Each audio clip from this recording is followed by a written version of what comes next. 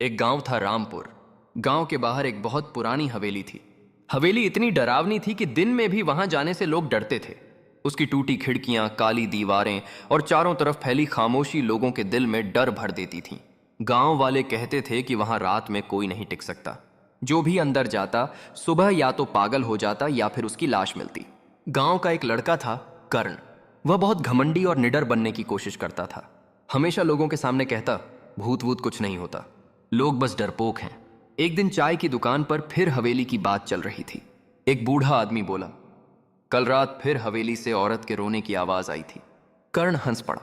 आज रात मैं वहां जाऊंगा और साबित कर दूंगा कि यह सब झूठ है। उसके दोस्त डर गए लेकिन कर्ण नहीं माना। रात के ठीक 12 बजे कर्ण हवेली पहुंच गया।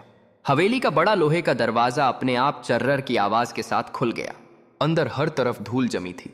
टूटी कुर्सियां, जाले और दीवारों पर अजीब लाल निशान बने हुए थे। कर्ण धीरे धीरे अंदर बढ़ा। तभी ऊपर से पायल की आवाज सुनाई दी। छन छन छन। कर्ण का दिल तेज धड़कने लगा, लेकिन वह सीढ़ियां चढ़ने लगा। जैसे ही वह ऊपर पहुंचा, उसने देखा कि एक लड़की खिड़की के पास खड़ी थी। लंबे काले बाल, सफेद कपड़े और आंखों में आंसू। तुम कौन हो? कर्ण ने डरते हुए पूछा। लड़की धीरे से पलटी। उसका चेहरा आधा जला हुआ था। मेरा नाम राधा है। कर्ण पीछे हट गया। राधा ने धीरे धीरे अपनी कहानी सुनानी शुरू की।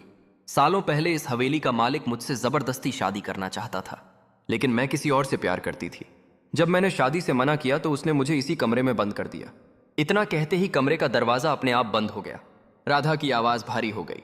उस रात मैं बहुत चिल्लाई, बहुत रोई, लेकिन किसी ने मेरी मदद नहीं की। अचानक चारों तरफ आग की लपटें दिखाई देने लगीं। दीवारें जलने लगीं। कमरे में धुआं भर गया। कर्ण जोर जोर से दरवाजा पीटने लगा। मुझे जाने दो। तभी राधा जोर से हंसने लगी। उसकी आंखें पूरी काली हो गईं। जिस तरह मैं तड़प तड़प कर मरी थी, वैसे ही हर घमंडी इंसान को डर महसूस होना चाहिए। अचानक कर्ण को लगा जैसे किसी ने उसका पैर पकड़ लिया हो। उसने नीचे देखा तो जमीन से जले हुए हाथ बाहर निकल रहे थे। कर्ण डर के मारे जोर से चिल्लाया और बेहोश हो गया। अगली सुबह गांव वालों ने उसे हवेली के बाहर पड़ा देखा। उसके बाल सफेद हो चुके थे और आंखों में डर साफ दिखाई दे रहा था। जब लोगों ने उससे पूछा कि अंदर क्या हुआ था, तो कर्ण कांपती आवाज में सिर्फ इतना बोला, वो आज भी वहीं है और आज भी जल रही है। उस दिन के बाद कर्ण ने कभी भूतों का मजाक नहीं उड़ाया। लेकिन आज भी लोग कहते हैं, अगर आधी रात को लाल हवेली के पास जाओ तो ऊपर वाली खिड़की में एक जली हुई लड़की दिखाई देती है, जो किसी का इंतजार कर रही होती है।